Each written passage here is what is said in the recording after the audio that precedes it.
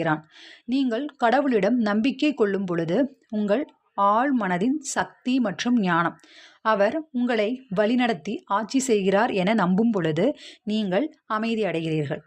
நீங்கள் நிம்மதி, அன்பு மற்றும் நல்லிணக்கத்தை எல்லோருக்கும் பரவச் செய்யும் போது உங்கள் வாழ்வில் எல்லா கட்டங்களிலும் மகிழ்ச்சியாய் வாழ்வதற்கு உண்டான ஒரு நேர்த்தியான கட்டமைப்பை உருவாக்குகிறீர்கள்.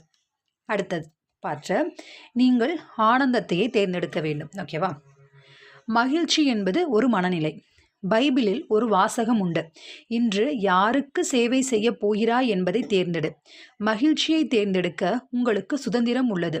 இது மிக எளிமையானதாக தோன்றலாம், அதுவே உண்மை.